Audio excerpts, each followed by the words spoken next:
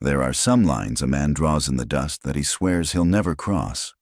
Lines carved deep by betrayal, loss, and the kind of pain that changes how you see the world. For cattle rancher Jack Malone, that line was simple. Never trust a woman to do a man's work. Never let your guard down. Never believe that someone in a dress could handle the brutal reality of ranch life in 1880s Montana. But sometimes the universe has a way of laughing at the walls we build around our hearts. What you're about to hear is the story of how one stubborn cowboy's ironclad rule got shattered by a woman who could rope better than his best hands, ride harder than his toughest wranglers, and somehow managed to brand herself right onto his heart when he wasn't looking. This isn't just another tale of frontier romance. This is about what happens when everything you thought you knew about strength, trust, and love gets turned upside down by someone who refuses to fit into the neat little box you've built for them. By the end of this story, you'll understand why Jack Malone went from a man who wouldn't hire a woman to sweep his porch to one who'd trust his life, his ranch, and his future to the most unlikely person he ever met. And trust me, the journey from suspicion to surrender is going to take you through every emotion the human heart can hold.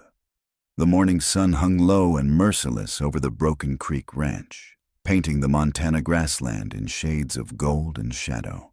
Dust devils danced between the fence posts like ghosts with unfinished business, and the air already carried the promise of another scorching day. Jack Malone stood on his porch, coffee cup in one weathered hand, watching his remaining crew struggle to manage what used to be simple work. 3 men short. That's where he stood after the latest round of hands decided greener pastures lay elsewhere. Couldn't blame them entirely. The work was backbreaking. The pay was honest, but not generous, and Jack himself wasn't exactly known for his warm personality. He ran his ranch like he lived his life, hard, fair, and without room for weakness. At 34, Jack had built the Broken Creek from nothing but grit and determination. Every fence post had been driven by his own hands. Every head of cattle bore his brand because he'd earned the right to mark them.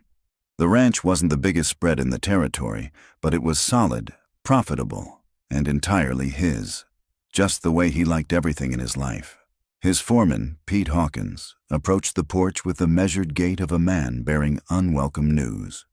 Pete had been with Jack since the early days, back when they were both young enough to think they could conquer the world with nothing but sweat and stubbornness. Now Pete's hair had gone silver, and lines mapped his face like the creeks that ran through their land. "Boss, we got a problem," Pete said, settling his hat lower against the morning glare. "Tommy Martinez just rode out. Said he got word his mama's sick down in New Mexico. Won't be back." Jack's jaw tightened. Tommy had been their best horsebreaker, gentle enough to calm the wildest bronc, but tough enough to stay in the saddle when things got rough. Losing him meant they were down to 5 hands for work that really needed 8. "That puts us in a bind," Jack muttered, draining his coffee. "Fall roundup's coming and we can't manage it short-handed." "Been thinking the same thing," Pete said. "Heard tell there's folks looking for work over in Billings. Could ride over there, see what's available." Jack nodded, but his mind was already working through the mathematics of survival. Fewer hands meant longer days, more risk, and the kind of pressure that broke men's backs and spirits in equal measure. He'd built this ranch to last, not to crumble because he couldn't keep good people. "Do it," he said finally, "but be choosy. I'd rather work short-handed than deal with drifters who'll cause more trouble than they're worth." Pete touched his hat brim in acknowledgement and headed toward the barn. Jack remained on the porch, watching the organized chaos of ranch life unfold before him. His remaining hands moved through their morning routines with the efficiency of long practice. There was something satisfying about watching good men do good work, even if there weren't enough of them to go around. The sound of approaching hoofbeats pulled his attention to the main road. A lone rider emerged from the heat shimmer, sitting straight in the saddle despite the early hour and the dust that clung to everything in this country. As the figure drew closer, Jack's eyes narrowed. Something wasn't quite right about the silhouette. The way the person moved, the set of the shoulders. The rider reined in near the porch, and Jack felt his world tilt slightly off its axis. Beneath the wide-brimmed hat and the dust of hard travel sat a woman, not the kind of pampered town lady he occasionally encountered, but someone who looked like she'd been born to the saddle. Her clothes were practical: canvas pants, worn boots, a shirt that had seen honest work. But there was no mistaking the curve of her jaw, the way she filled out that shirt, or the long braid of dark hair that hung over one shoulder. "Morning," she said, her voice carrying the slight rasp of someone who'd spent years calling to cattle across wide spaces. "Name's Sarah Coleman. Heard you might be looking for hands." Jack stared at her for a long moment, his coffee cup forgotten in his grip. In all his years of ranching, through every hiring season and every desperate search for good help, this particular scenario had never occurred to him. A woman, looking for work, on his ranch. "Ma'am," he said finally, his voice carefully neutral, "I think you might be confused about the kind of work we do here." Sarah's eyes, he noticed, were the color of winter sky just before a storm. They didn't waver under his scrutiny. "I'm not confused about anything, Mr. Malone. I know you run cattle, I know you need hands for roundup, and I know how to do the work." "This isn't woman's work," Jack said, the words coming out sharper than he'd intended. "It's dangerous, dirty, and damn hard on a good day. On a bad day, it can kill you." "Most things worth doing can kill you if you're not careful," Sarah replied evenly. "That's why you hire people who know what they're doing instead of people who just think they do." Despite himself, Jack felt a flicker of something that might have been respect. The woman had backbone, he'd give her that. But backbone didn't make up for the simple reality that ranch work required a kind of physical strength and endurance that women simply didn't possess. It wasn't personal. It was just the way the world worked. "I appreciate you riding out here," he said, setting his coffee cup down with deliberate care. "But I can't use you. Nothing against you personally, but this ranch requires men who can handle men's work." Sarah studied him for a moment, and Jack had the uncomfortable feeling that she was seeing something he'd rather keep hidden. When she spoke again, her voice carried a note of challenge that made his spine straighten. "Tell you what, Mr. Malone, give me 1 day. 1 day to prove I can handle whatever work you've got. If I can't keep up, if I slow down your operation, if I cause you one moment of trouble, I'll ride out and you'll never see me again. But if I can do the job, you hire me at the same wage you'd pay any other hand." Jack almost laughed. The sheer audacity of the proposal was staggering. A woman challenging him to test her against work that had broken grown men. It was either the bravest thing he'd ever heard or the most foolish. "Ma'am, I don't think you understand what you're asking," he said. "Today we're moving 300 head from the north pasture down to the holding pens. That means long hours in the saddle, working in dust and heat, dealing with ornery cattle and even ornerier horses. It's not a game." "I never said it was," Sarah replied. "I said I could do it." Something in her tone made Jack pause. There was no bravado in her voice, no false confidence or desperate pleading, just a quiet certainty that spoke of experience rather than hope. Against his better judgment, he found himself actually considering her proposal. The rational part of his mind screamed warnings. Hiring a woman would set a precedent he wasn't prepared to deal with.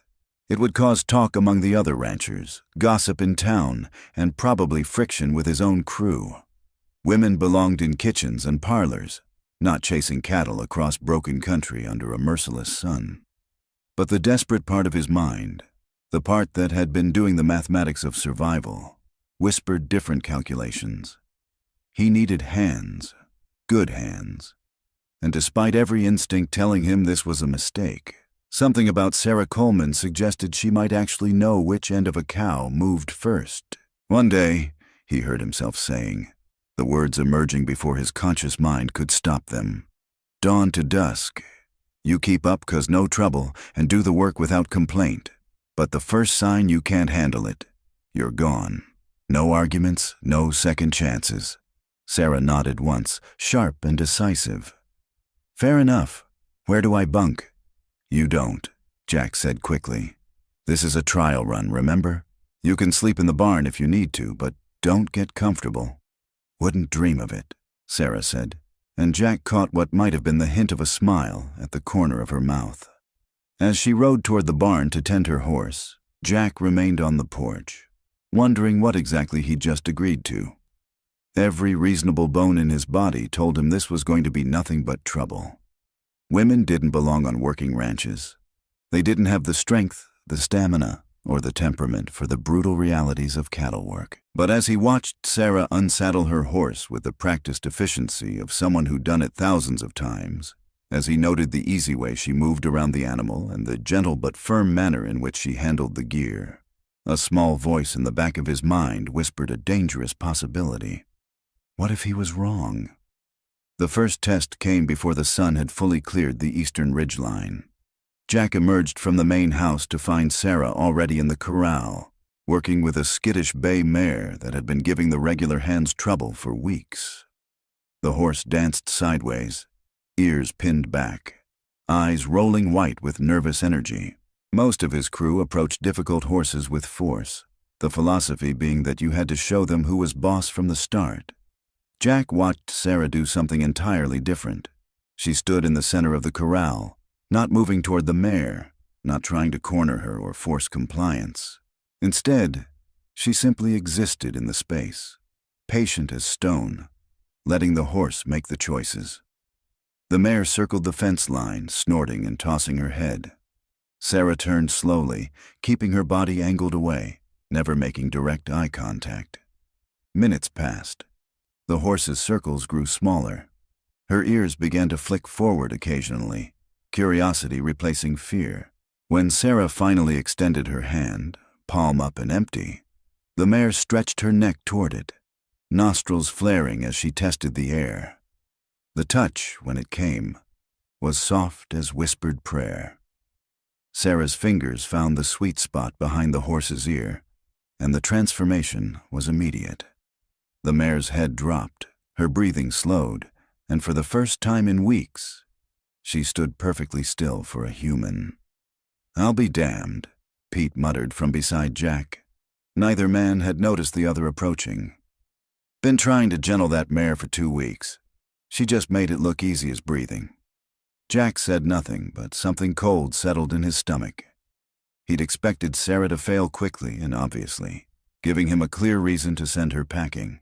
Instead, she'd just demonstrated a skill that half his crew couldn't match on their best day. "Mount up," he called, his voice carrying across the yard. "We're burning daylight." The crew gathered at the corral, 5 weathered men who'd spent their lives in the saddle. They eyed Sarah with mixtures of curiosity, skepticism, and barely concealed amusement. Jack could practically hear their thoughts. This ought to be interesting. Wonder how long the lady lasts before she starts crying for her mama. Tommy Briggs, a lean string of a man with arms like corded rope, couldn't keep his mouth shut. "Hope you brought a side saddle, miss. Might be more comfortable for a lady." Sarah didn't rise to the bait. She simply swung up into her saddle with a fluid motion that spoke of decades in the leather. Her seat was deep and natural, her hands light on the reins. The horse beneath her, a compact sorrel gelding with intelligent eyes, stood perfectly balanced and ready. "I ride the way I work," she said quietly. "Whatever gets the job done." The ride to the north pasture took an hour across country that would challenge any horseman. Rocky ground gave way to steep creek beds, then climbed through stands of pine where low branches tried to sweep riders from their saddles. Jack set a pace that was just shy of punishing, partly because they had ground to cover, partly because he wanted to test Sarah's mettle before they reached the cattle. She stayed with them without complaint.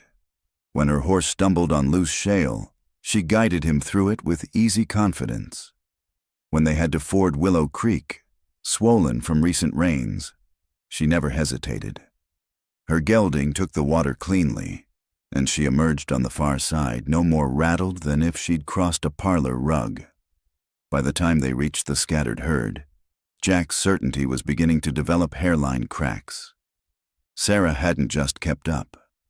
She'd ridden like she was born to it, like the horse beneath her was an extension of her own body.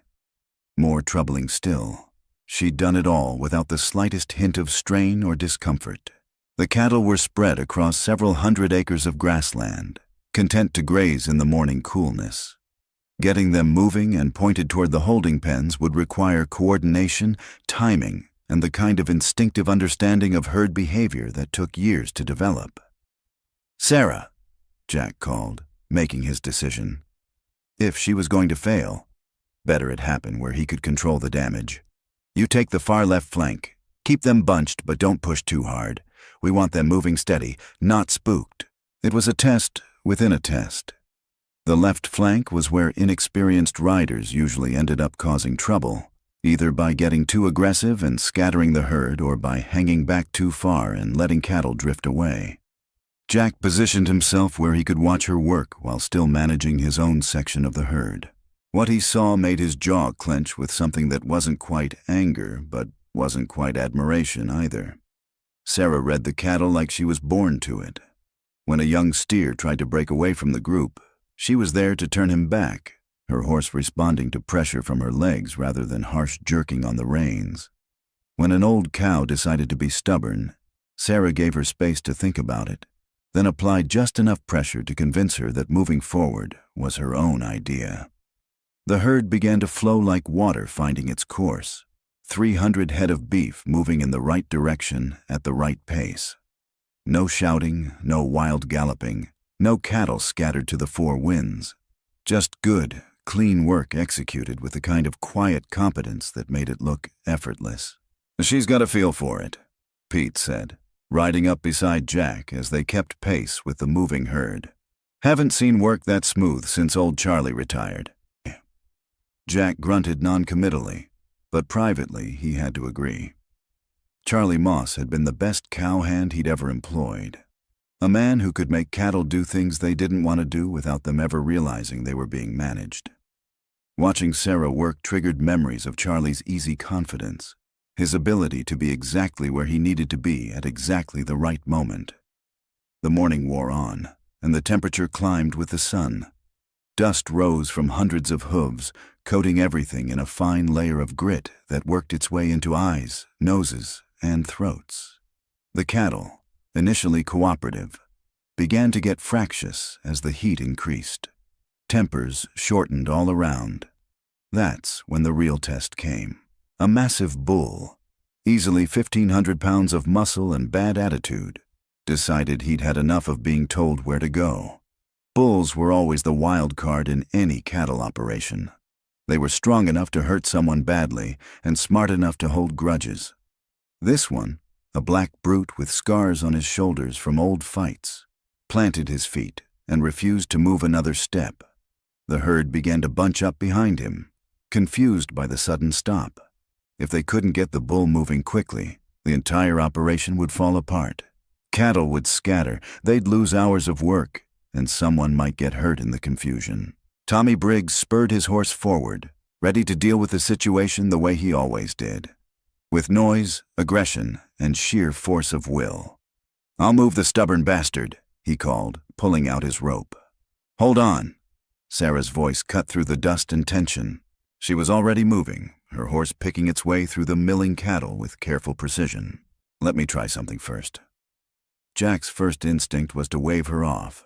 Bull work was dangerous even for experienced men.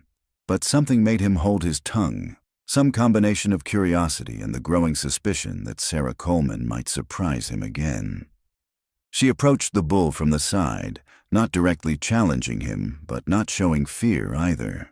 The massive animal turned his head to study her, his small eyes holding more intelligence than most people credited cattle with possessing. For a long moment, woman and bull regarded each other across the dusty space between them. Then Sarah began to sing. It wasn't loud, wasn't showy, just a low, wordless tune that seemed to rise from somewhere deep in her chest. The melody was simple, repetitive, hypnotic. Jack had heard cowboys sing to cattle before, but this was different. This was personal, intimate, like a conversation in a language only she and the bull understood. The bull's ears flicked forward. His massive head lowered slightly, and some of the tension went out of his shoulders. Sarah's horse took a step closer, then another. The bull didn't move away. Still singing, Sarah extended one hand toward the bull's broad forehead. For a heartbeat, Jack thought she was about to get her arm torn off. Bulls didn't like to be touched by strangers, and this one had already proven he was in a mood for trouble. Instead, the bull allowed her hand to rest against his poll, that sensitive spot between his ears where cattle like to be scratched. Sarah's fingers worked gently, and impossibly, the bull began to relax. His breathing deepened, his eyes half closed. Then, still singing, still scratching, Sarah began to back her horse away. The bull, as if hypnotized, took a step forward to maintain contact with her hand, then another step. Within minutes, she had him moving again, the entire herd flowing behind him like water behind a broken dam. The crew sat their horses in stunned silence, watching a woman accomplish with song and gentleness what they would have needed ropes, shouts, and considerable risk to achieve. Jack felt something shift inside his chest, a crack in the wall he'd built around his assumptions about women, about work, about the way things were supposed to be. "Sweet Jesus," Pete whispered. "I ain't never seen nothing like that in 30 years of cow work." By midday, they had the herd in the holding pens, every head accounted for, and none the worse for wear. It had been one of the smoothest drives Jack could remember, accomplished with less fuss and fewer problems than he'd had with crews of experienced men. Sarah dismounted near the water trough, her movements still fluid despite hours in the saddle. She pulled off her hat to splash water on her face, and Jack caught sight of the sweat stains on her shirt, the dust in her hair, the signs of honest labor honestly done. She looked tired, but not defeated, used but not used up. And when she caught him watching her, she met his gaze steadily, without apology or defiance, just the quiet confidence of someone who knew she'd done good work. "Well?" she said simply. Jack found himself at a crossroads he'd never expected to face. Everything in his experience, everything he'd been taught about the natural order of things, told him to stick to his guns, thank her politely, pay her for the day, and send her on her way. Women didn't belong on working ranches. It was just the way things were, but the evidence of his own eyes told a different story. Sarah Coleman had outworked half his regular crew, handled situations they couldn't handle, and done it all without complaint or fanfare.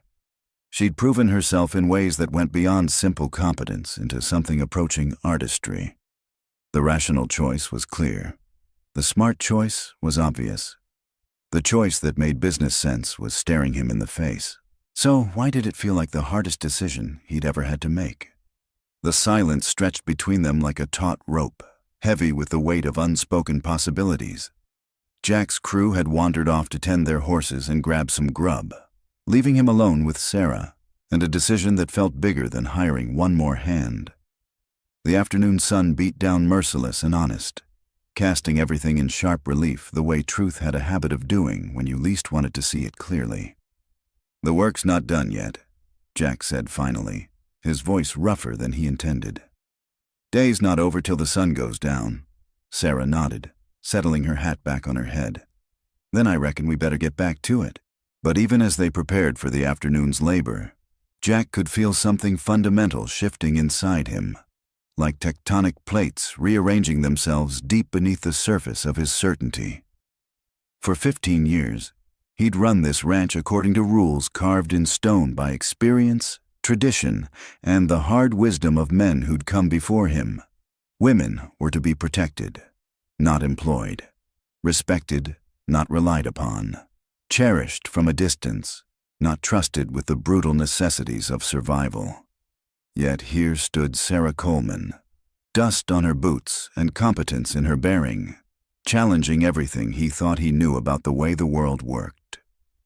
The afternoon brought different challenges, the kind that separated the real hands from the pretenders. With the main herd secured, they turned their attention to the stragglers scattered across the back 40, ornery cattle that had avoided the morning roundup through cunning, stubbornness, or pure cussedness. This was detail work, requiring patience, skill, and the kind of horse sense that couldn't be taught in any school. Jack paired Sarah with Danny Morrison, a quiet young cowboy who'd been with the ranch for 2 years and knew the country well. If she was going to stumble, it would probably be here, in the broken terrain where rocks waited to lame horses, and arroyos could swallow both horse and rider if you weren't paying attention.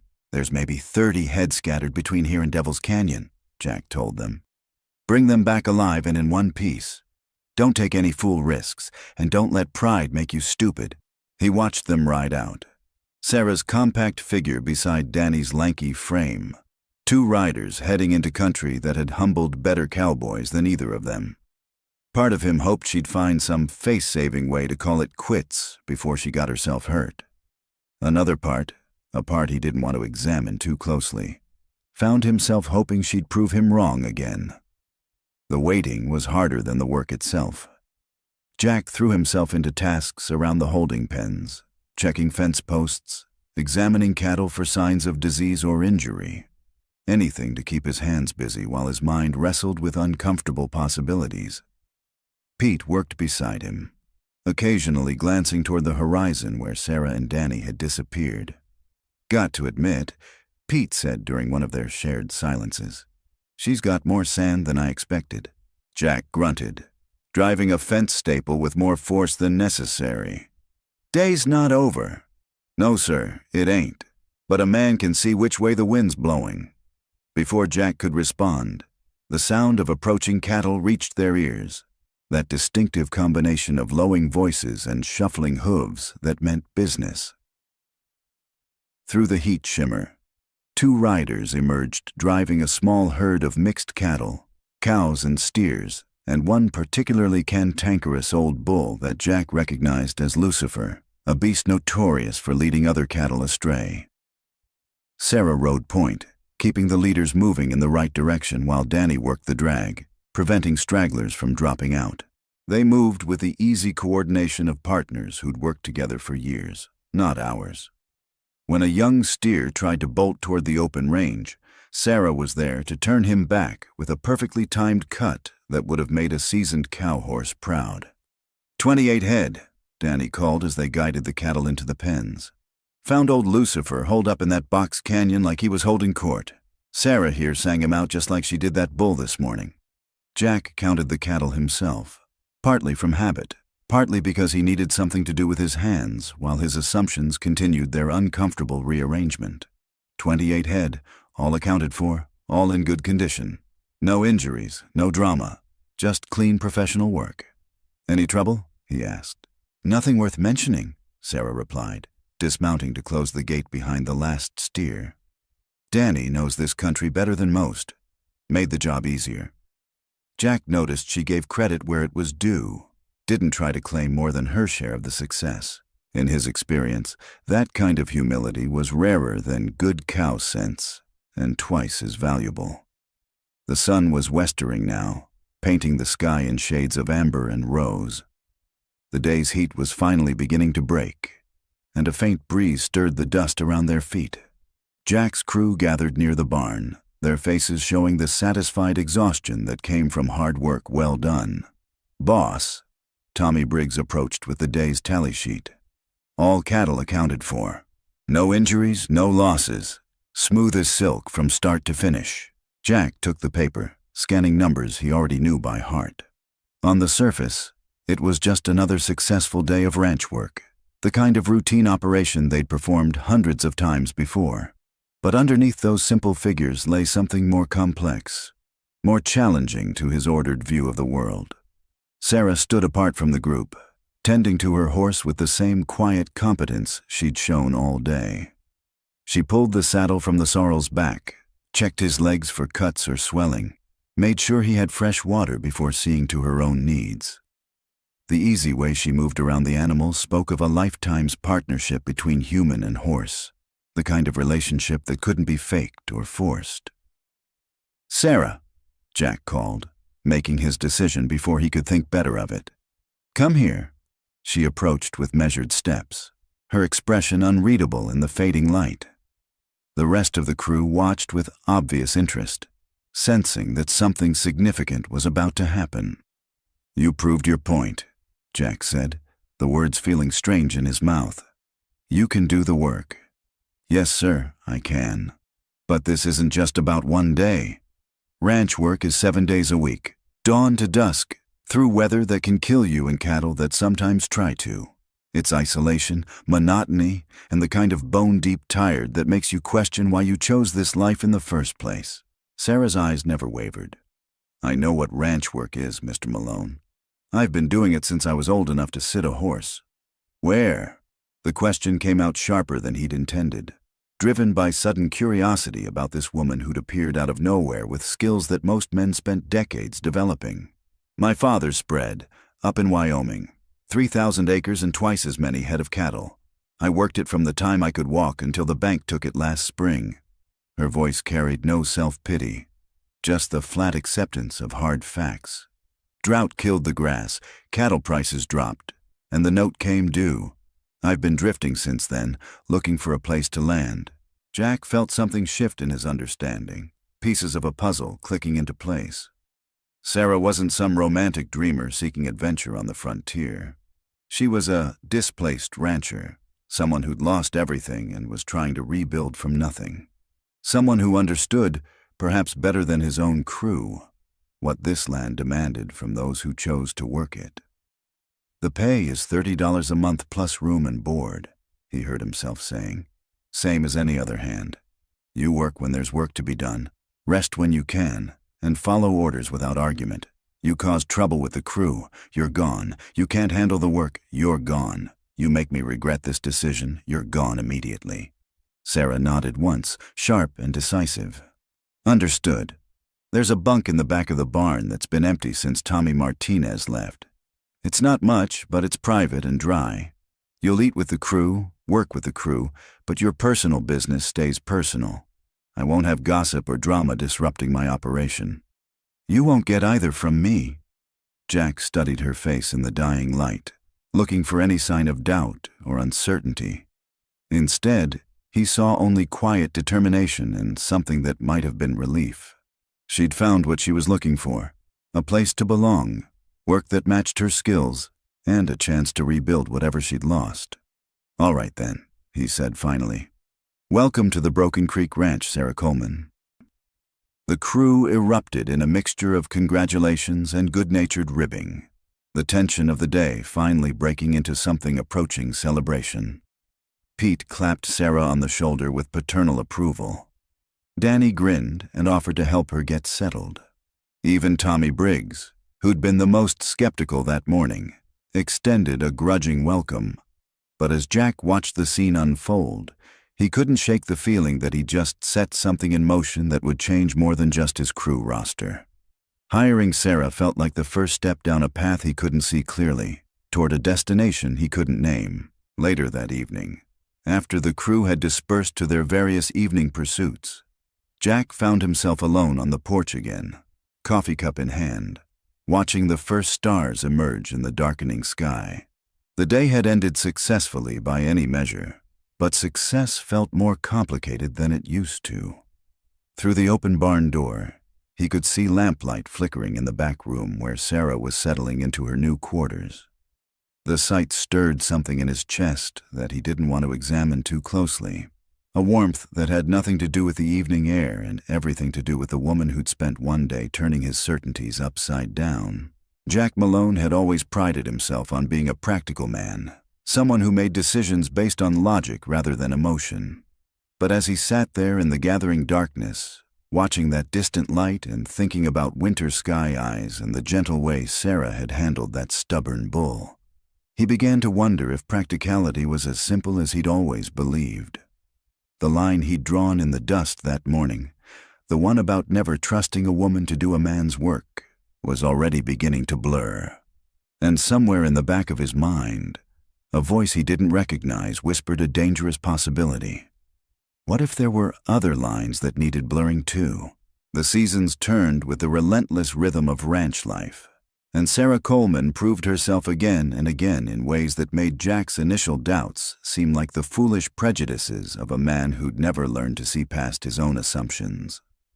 Through the blazing heat of late summer and the crisp promise of early autumn, she worked alongside his crew with a quiet competence that gradually shifted from novelty to necessity. It was during the October roundup that Jack first realized his feelings had wandered into dangerous territory.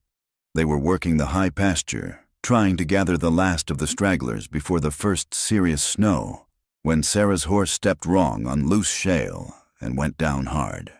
Jack watched in horror as both horse and rider tumbled down the rocky slope, a tangle of legs and leather that could easily end with broken bones or worse.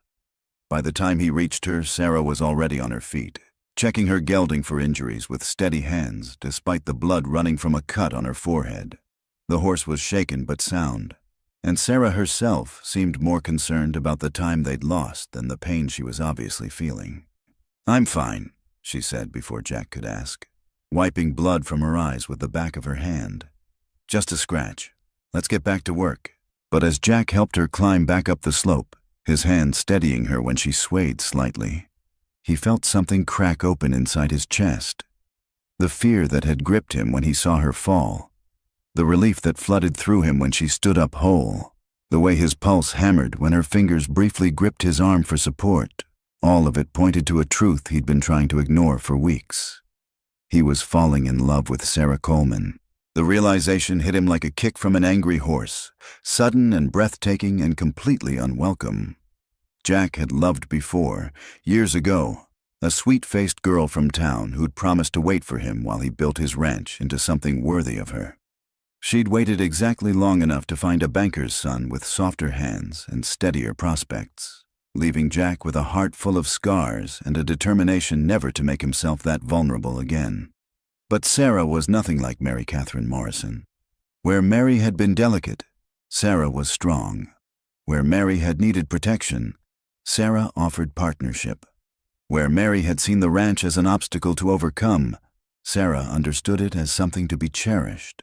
The problem was, Jack had no idea how Sarah felt about him. She was friendly but professional, competent but careful to maintain appropriate boundaries. If she saw him as anything more than a fair employer who'd given her a chance when others wouldn't, she gave no sign of it. November brought the first real blizzard, 3 days of howling wind and driving snow that trapped everyone in the ranch buildings and tested the limits of both patience and provisions. Jack found himself acutely aware of Sarah's presence in ways that made him feel like a schoolboy with his first crush. The way she laughed at Pete's terrible jokes during the long evenings. The careful way she mended torn gear by lamplight. The quiet competence with which she helped him plan the winter feeding schedule. When the storm finally broke, they emerged to find 2 feet of snow covering everything and several head of cattle missing from the home pasture. The animals had probably drifted south ahead of the storm, seeking shelter in the timber, but they'd need to be found before the next weather system moved through. "I'll take Danny and Tommy," Jack told Pete as they planned the search. "You and the others can start breaking ice on the water tanks." "I should come with you," Sarah said, pulling on her heavy coat. "I know cattle, and you'll need every hand if they're scattered." Jack's first instinct was to refuse. The country they'd be searching was rough and dangerous, made more treacherous by snow and ice. If something happened to Sarah out there, if she got hurt or lost in the wilderness, he'd never forgive himself. But looking at her steady gaze, seeing the quiet determination in her posture, he realized that refusing would be an insult to everything she'd proven over the past months. Sarah wasn't asking for special protection or consideration. She was asking to do her job. "All right," he said finally. "But we stick together. Nobody goes off alone, no matter what." They found the cattle 15 miles south, huddled in a grove of pine trees where the snow wasn't quite as deep. Getting them home would mean driving them through drifts that reached the horses' bellies, across ground made treacherous by hidden rocks and frozen creeks. It was exactly the kind of work that separated the real cowboys from the pretenders. Sarah rode drag, the most demanding position, keeping the stragglers moving while watching for cattle that might try to break away and head back to the shelter they'd been driven from. Jack found himself glancing back at her constantly, ostensibly checking on the herd, but really just needing to see that she was still there, still safe, still handling whatever the country threw at her. When they finally got the cattle home, all accounted for and none the worse for their adventure, Jack realized that his fear for Sarah's safety had revealed something he could no longer deny. This wasn't just respect for a competent employee or appreciation for good work. This was love, deep and true and terrifying in its intensity. That night, after the crew had scattered to their bunks and the ranch had settled into winter quiet, Jack found himself walking toward the barn. He told himself he was just checking on the horses, making sure they had enough hay for the night, but his feet carried him to the back room where lamplight still flickered behind Sarah's window. He raised his hand to knock, then stopped. What would he say? That watching her work had changed everything he thought he knew about strength and partnership? That her laugh had become the sound he most looked forward to hearing each day? That the thought of losing her, to another job or another man or simple restlessness, made his chest tight with panic? Instead, he turned away, walking back through the snow to his empty house and his lonely bed, carrying his feelings like a secret too dangerous to speak aloud. Winter deepened, and with it came the kind of isolation that either drove people apart or pulled them together in ways that couldn't be undone. The crew spent more time in the main house during the evenings, playing cards and telling stories while the wind howled outside. Sarah fit into these gatherings like she'd always belonged, her presence adding something that had been missing without anyone realizing it.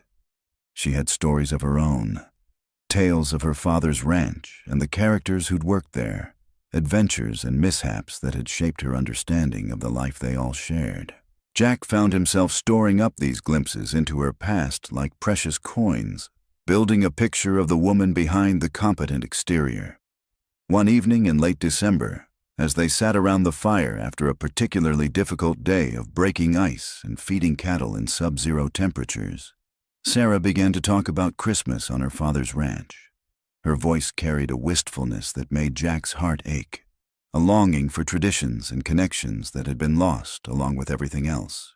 "Mama always made sure we had a tree," she said, staring into the dancing flames. Didn't matter how hard the winter was or how tight money got. Christmas morning, there'd be a tree in the front room with candles and paper angels and the smell of pine needles filling the house. "What happened to them?" Danny asked gently. "Your folks, I mean." Sarah was quiet for so long that Jack thought she wouldn't answer. When she finally spoke, her voice was barely above a whisper. "Mama died when I was 16. Fever took her quick, and Daddy never really got over it. He kept the ranch going for my sake, I think, but his heart wasn't in it anymore. When the bank came calling, he didn't fight as hard as he might have once upon a time." "Where is he now?" Pete asked. "Buried next to Mama in the cemetery, outside Laramie. The grief finally caught up with him about a year after we lost the ranch." Sarah looked up from the fire, meeting each of their gazes in turn. "That's why this place matters so much to me. It's not just work, it's home." The words hung in the air like smoke, heavy with meaning that went beyond simple employment. Jack felt something shift in his chest, a recognition that Sarah belonged here not just because she could do the work, but because she understood what this life meant, what it demanded, and what it gave back to those who were worthy of it. After the others had gone to their bunks, Jack and Sarah remained by the dying fire, neither quite ready to break the spell of shared confidences and comfortable silence. The wind had calmed, and through the windows they could see stars brilliant and cold in the winter sky. "Sarah," Jack said finally, his voice rougher than he intended, "I want you to know that you've got a place here as long as you want it. This isn't just about the work anymore." She turned to look at him, and in the firelight her eyes held depths he'd never noticed before. "What is it about then?" The question hung between them like a bridge that could either bear the weight of truth or collapse under the burden of words spoken too soon. Jack felt himself balanced on the edge of a precipice, knowing that whatever he said next would change everything between them, for better or worse. "It's about belonging," he said carefully, "about finding the place where you fit, where your presence makes everything else work better. You've become part of what makes this ranch what it is." Sarah studied his face for a long moment, and Jack had the uncomfortable feeling that she could see straight through to all the things he wasn't saying. When she spoke, her voice was soft but certain. "I feel it too, Jack. This sense of belonging somewhere again. I thought I'd lost that forever when we lost the ranch." They sat in silence after that, but it was a different kind of quiet, charged with possibilities neither of them was quite ready to name. When Sarah finally stood to go to her room, she paused beside Jack's chair and placed her hand briefly on his shoulder. "Thank you," she said simply, "for giving me a chance when nobody else would. For seeing something in me that I wasn't sure was still there." After she'd gone, Jack remained by the fire until it burned down to ashes, thinking about chances and belonging and the way love sometimes crept up on a man when he wasn't looking. Outside, the wind picked up again. But for the first time in years, the sound didn't make him feel alone. Spring came late that year, arriving in fits and starts with warm days, followed by sudden snow squalls that reminded everyone that winter died hard in Montana. But when it finally took hold, the transformation was magical. The grass turned green seemingly overnight, wildflowers painted the meadows in brilliant colors, and the cattle grew fat and sleek on the new growth. It was during the spring branding that everything finally came to a head. They were working in the big corral, a controlled chaos of dust and bawling calves and the acrid smell of burning hair. Sarah worked the ground crew, wrestling calves and applying the Broken Creek brand with the same steady competence she brought to everything else. Jack was working his way through the herd on horseback, roping calves and dragging them to the fire, when he spotted trouble. A massive range bull, one of the older animals with a reputation for meanness, had somehow gotten mixed in with the cattle they were processing. Bulls were dangerous under the best circumstances, but this one was clearly agitated by the noise and confusion. The bull lowered his head and charged straight toward where Sarah knelt beside a calf, her back turned, completely unaware of the danger bearing down on her. Jack saw it happening as if time had slowed to a crawl, his worst nightmare unfolding in the space of a heartbeat. He spurred his horse without conscious thought, racing to intercept the bull's charge. His rope sang through the air, settling around the massive animal's neck just as it reached Sarah. The sudden jerk as Jack's horse set back on the rope sent the bull stumbling sideways, its charge deflected by mere inches. Sarah rolled away from the thrashing animal, coming to her feet with reflexes honed by years of dangerous work. The bull, now thoroughly enraged, turned its attention to Jack and his horse, pawing the ground and bellowing its fury. "Get the hell out of there!" Pete shouted. But Jack was already moving, keeping his horse between the bull and the rest of the crew while they scrambled to safety. It took 3 more ropes and the combined efforts of the entire crew to subdue the bull and get it secured. When it was over, Jack found himself shaking with delayed reaction. The image of Sarah in mortal danger burned into his memory like a brand. "You saved my life," Sarah said, approaching him as he coiled his rope with hands that weren't quite steady. "I never even saw him coming."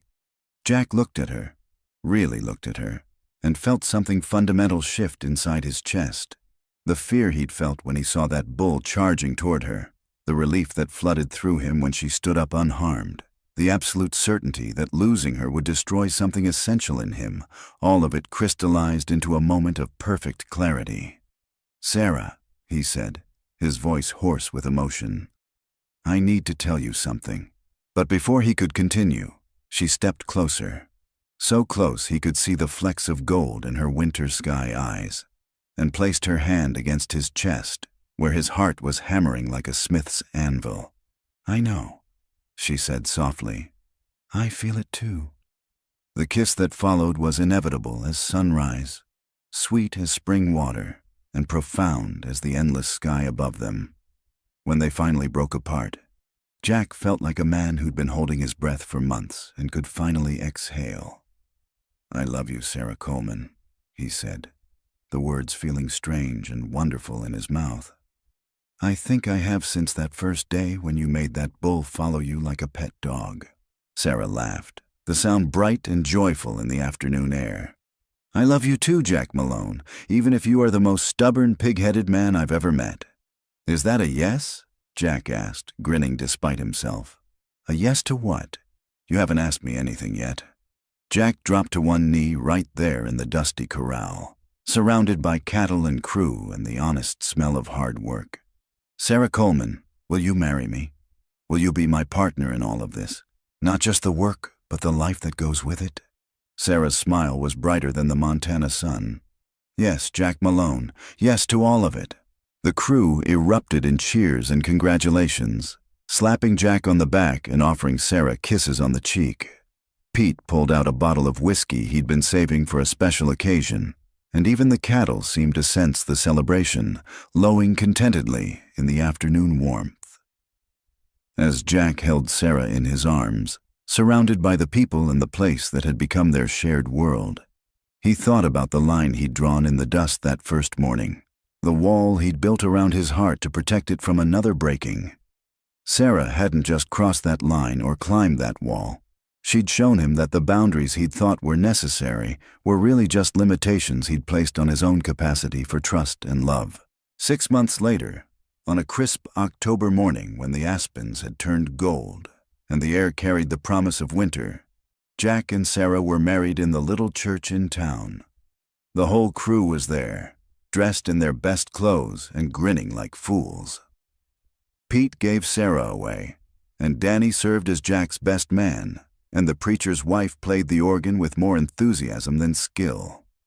After the ceremony, they returned to the ranch for a celebration that lasted well into the night. There was dancing in the barn, with Pete's fiddle providing the music, and enough food to feed half the territory. Sarah wore her grandmother's dress, altered to fit her perfectly, and Jack had splurged on a new suit that made him feel like a stranger in his own skin.